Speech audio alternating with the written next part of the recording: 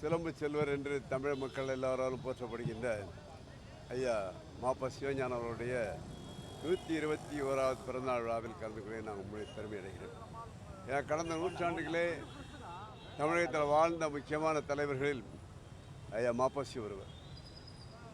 எவ்வாறு நம்முடைய சிவ ஆதித்யநாத் அவர்கள் உடல் மண்ணுக்கு உயிர் தமிழுக்கு என்று முழங்கினாரோ வாழ்ந்தாரோ, அதே போன்று நம்முடைய சிலம்பு செல்வர்கள் தமிழுக்காக எத்தனையோ நாவல்கள், எத்தனையோ புத்தகங்கள், ஏன் சிலம்புக்கு அதாவது சிலப்பதிகார உரை எழுதியவர் என்பதெல்லாம் நாம் அறிவோம். அதனால தான் அவர் பெயர் வந்து சிலம்பு செல்வர் என்று வந்தது என்பதை நாம் அறிவோம். இன்று அவர் ஒருவேளை இல்லை என்றால் இன்று சென்னை மாநகரமே நம்மிடம் இருந்திருக்கார். ஏனென்றால் மொழிவாரி மாநிலம் பிரிக்கப்பட்ட பொழுது அன்று ஆந்திராவை சேர்ந்த தெலுங்கர்கள் மதராஸ் மனதை என்று போராடினார்கள்.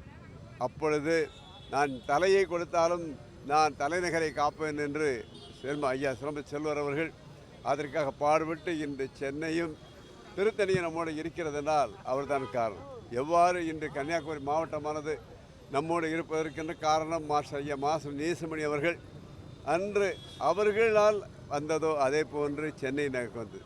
அதே போன்று தமிழை பொறுத்த தமிழ்நாடு என்று பெயர் வைக்கும் மூலம் காரணமாக இருந்த சங்கரிங்கா என்பதை நாம் அறிவோம். ஆகையால் இதுபோன்ற தலைவர்களை பொறுத்தளவில் ஒவ்வொரு நாண்டும் நாம் நினைவு கூற வேண்டும். இல்லை என்றால் வருங்கால சந்ததியை பொறுத்தல் சரித்திரமும் அறியாது, வரலாறும் அறியாது, நாட்டுக்கும் நாட்டு மக்களுக்கும் தமிழுக்கும் சேவை மறந்து விடுவார்கள் என்ற காரணத்தினால் ஐயா போன்றவர்களை நாங்கள் தொடர்ச்சியாக வருவது மட்டுமல்ல, அவர் புகழ வேண்டும், ஓங்க வேண்டும், வளர வேண்டும் என்று நாம் கேட்டுக்கொள்கிறோம்.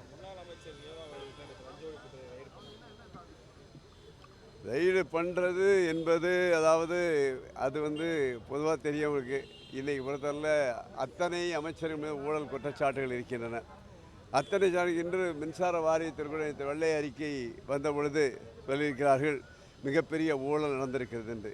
ஏன் கல்வித்துறையை பொறுத்தளவில் இன்று ஒரு கல்வியாளர் சொல்கிறார், நாங்கள் அதாவது எங்களுக்கு புதிதாக உரிமம் பெறுவதற்காக கட்டணம் கேட்டார்கள், கட்டணம் கொடுக்கவில்லை, ஆனால் கிடைக்கவில்லை. இன்று கிட்டத்தட்ட 1000 பள்ளிகளுக்கு ஒரே ஒரு நயா பைசா இல்லாத இருக்கு. ஆனால் அத்தனை துறைகள் ஆவே வேலு மட்டுமல்ல, அத்தனை துறையிலும் அத்தனை மினிஸ்டர்களும் அத்தனை அமைச்சர்களும் ஊழல் குற்றச்சாட்டுகள். இது ஆரம்பம்தான் நான் நினைக்கிறேன்.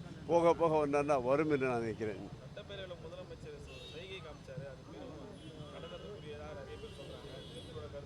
எங்களை கருத்தை பொறுத்தளவில் அதாவது சட்டமன்றம் என்பது ஒரு கண்ணியம் காக்கப்பட வேண்டிய இடம். அங்கே பொறுத்தளவில் அதாவது அவர் சினிமா நடிகராக இருந்து மிகப்பெரிய வெற்றி வந்திருக்கலாம். அதில் ஒன்றும் அது மக்களால் பாராட்டக்கூடிய மக்கள் விரும்பினார்கள். ஆனால் சட்டமன்றத்தின் மாண்பையும் கண்ணியத்தை காக்க வேண்டும் என்றால் நிச்சயமாக இது போன்றவைகள் இனிமேல் நடக்காது இருக்க வேண்டும் என்றால் எங்களுடைய ஆசை. நன்றி.